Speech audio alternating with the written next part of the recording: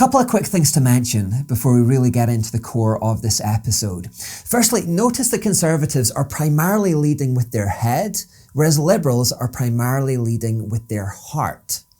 Facts, knowledge, reason, truth, rationale, all of these conservative values are primarily centered in the mind. Conservatives are leading with what they know. Whereas on this side, love, compassion, and kindness, and so forth, these are all being processed by the heart. Liberals are being led by what they feel, primarily. So that's very quick, but it's a very important thing to notice as we go forward in this series. And that's why arguments between the two sides can normally be summarized as liberals thinking conservatives are heartless and cold, and conservatives thinking liberals are foolish and naive. That's normally what it all comes down to at the end of the day. Secondly, as I reached the end of that last episode, I wondered how we felt about hearing that our ideological opponents might not be as thoroughly evil as we first thought. Were we happy to hear that they might be a bit better than we first imagined, and that they might even have some redeeming features about them? Or were we in fact disappointed to hear that? And was there some inner resistance within us to that concept because we want to see them in the worst possible light and we're determined that they should be seen as evil? As I thought about this a bit more, and as is so often the case with me, a C.S. Lewis quote came to mind. C.S. Lewis said, "Suppose one reads a story of filthy atrocities in the paper. Then suppose that something turns up suggesting that the story might not be quite true or not quite so bad as it was made out. Is one's first feeling, thank God even they aren't quite so bad as that, or is it a feeling of disappointment and even a determination to cling to the first story for the sheer pleasure of thinking your enemies are as bad as possible? If it is the second, then it is, I am afraid, the first step in a process which, if followed to the end, will make us into devils. You see, one is beginning to wish that black was a little blacker. If we give that wish its head, later on we shall wish to see grey as black, and then to see white itself as black. Finally, we shall insist on seeing everything as bad and not be able to stop doing it. We shall be fixed forever in a universe of pure hatred."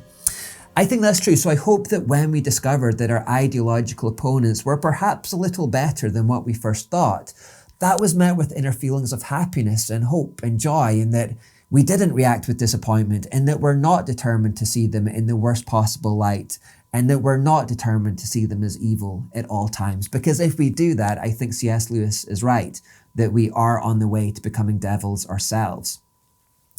Now, with all that being said, that leads us on to the real focus of this particular episode. In the previous episode, I said that left and right isn't a problem, but that extremism on both sides is a problem. Now, that kind of begs the question, how does that extremism come about? What does that extremism look like? Well, extremism happens when we begin detaching from the virtue set that appears to be in conflict with us. In our zeal for justice, we must remember mercy, and in our compassion, we must remember justice and righteousness. It's when we detach from the opposing side that we begin to get into extremism and begin to get into trouble, as we shall hopefully soon see in this particular episode. Because what I want to do here is to show some real life examples of what this looks like when each side detaches from the opposing virtue set. Now, I've already laid my own cards on the table and said that I'm conservative-minded. I lean a little bit towards the right. So I can speak with personal experience on what it looks like to feel tempted to detach from the soft virtues. So we're going to start with those. And I've got to admit that as I do this, it feels a little bit like confession time. You see, when I see illegal immigration on the news like this, to be frank, my first instinct isn't compassion, but it's indignation, if I'm being honest. That's just the honest truth of how I feel. It feels like an invasion to me to see tens of thousands of economic migrants landing on our shore day after day, storming our beaches like this, showing contempt for our borders and laws, and taking from our tax-funded system without having contributed first. And the fact is that a lot of these people are just economic migrants. They're not genuine refugees. It would be different if they were. But I guess breaking into my country evokes the same feeling I would have if someone broke into my house. I wouldn't feel compassion for them and think, oh, how desperate these poor souls must have been to feel the need to break into my house and take my things. The poor souls, they must have been so desperate. I feel such love for them. I feel such compassion for them. It would be an anger that they broke the law and they felt entitled to come into my house and take what they hadn't earned and what wasn't theirs. And it's especially infuriating for me when, as I've seen happen recently, illegal immigrants arrive and then complain that the free stuff that they're being given isn't good enough for them, and they want more, they want bigger, they want better. I remember a news report recently where a local authority had run out of free houses. They were jam-packed with immigrants. They'd already taken so many that they had no more houses to give. So they'd quite resourcefully, I thought, converted shipping containers into homes with electricity, running water, plumbing, furniture. The homes were basic, but they were warm, they were dry, something that a genuine refugee would have been glad of, I thought. However, recent arrivals were complaining that these weren't luxurious enough for them or big enough for them. Knowing that my son, he's a very active child, he needs to run around, he needs to, let out steam.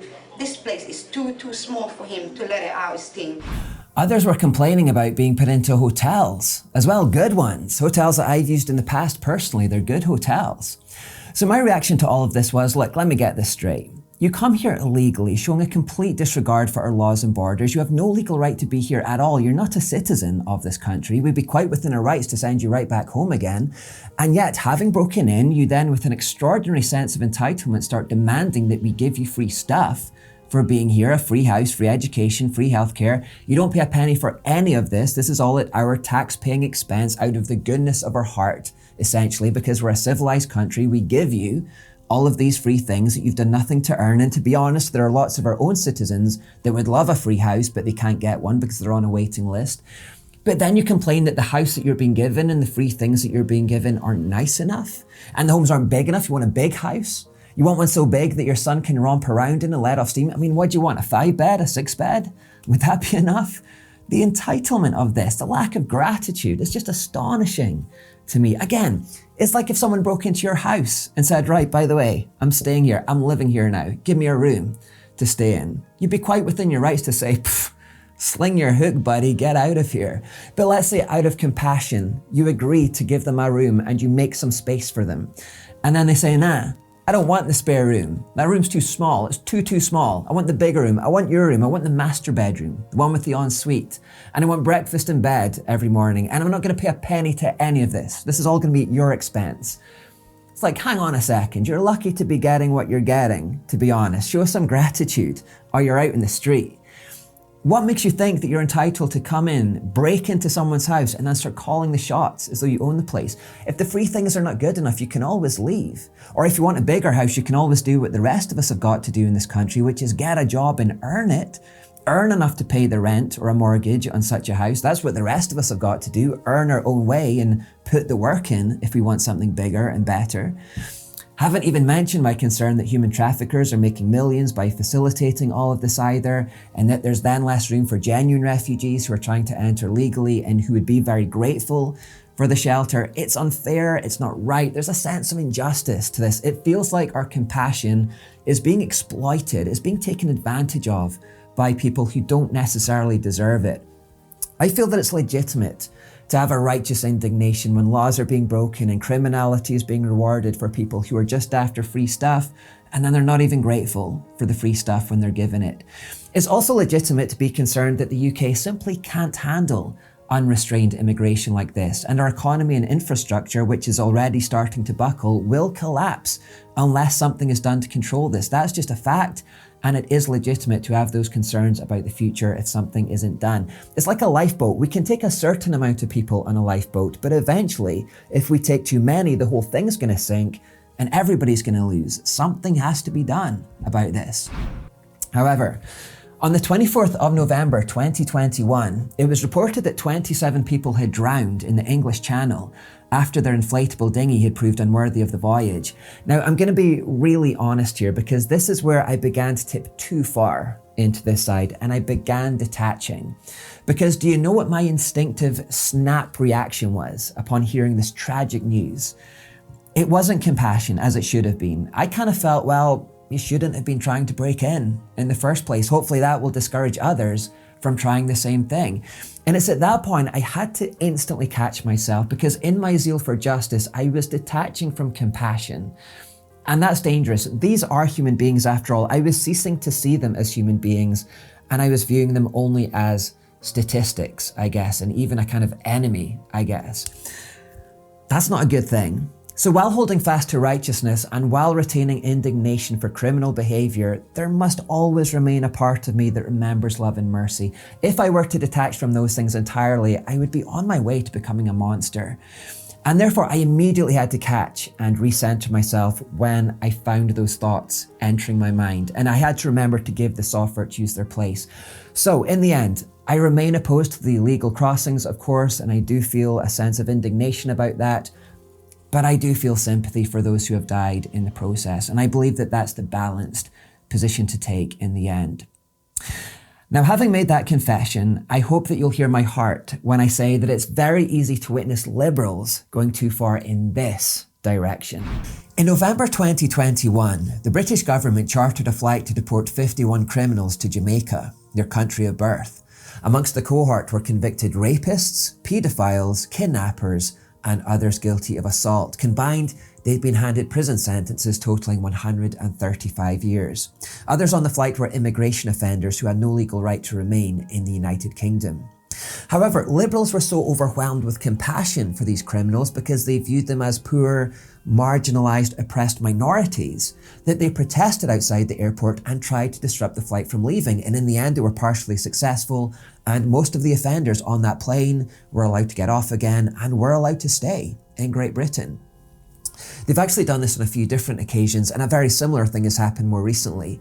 The government are trying to deport illegal immigrants to a processing centre in Rwanda.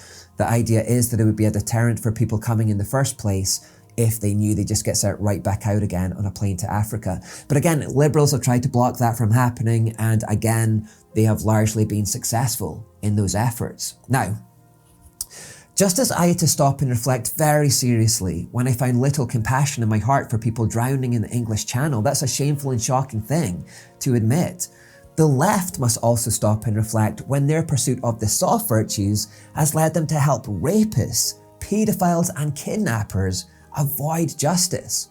In that moment, detaching from justice, liberals are becoming facilitators of evil, accomplices of evil, protectors of evil. They're literally helping paedophiles and kidnappers and rapists avoid the justice that they deserve. It's time to pause and reflect when you see that happening.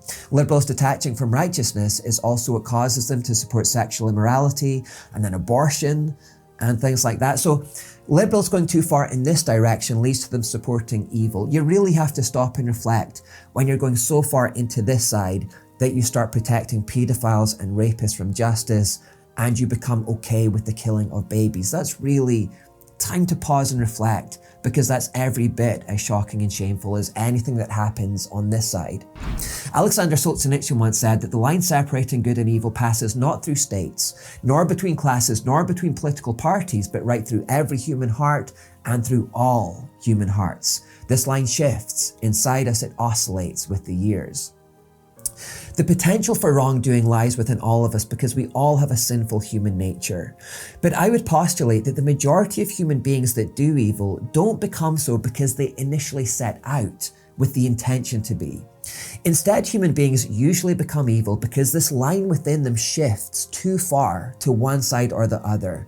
And out of that, a twisted, one-dimensional, extreme ideology arises. If you go to the far right, you'll get into fascism. If you go to the far left, you'll get into facilitating evil, dehumanization, and authoritarianism. But again, we'll explain more about all of that in due course. C.S. Lewis again wrote, "The devil always sends errors into the world in pairs of opposites. He relies on your extra dislike of one to draw you gradually into the opposite one. But do not let us be fooled. We have to keep our eyes on the goal and go straight through between both errors. We have no other concern than that with either of them.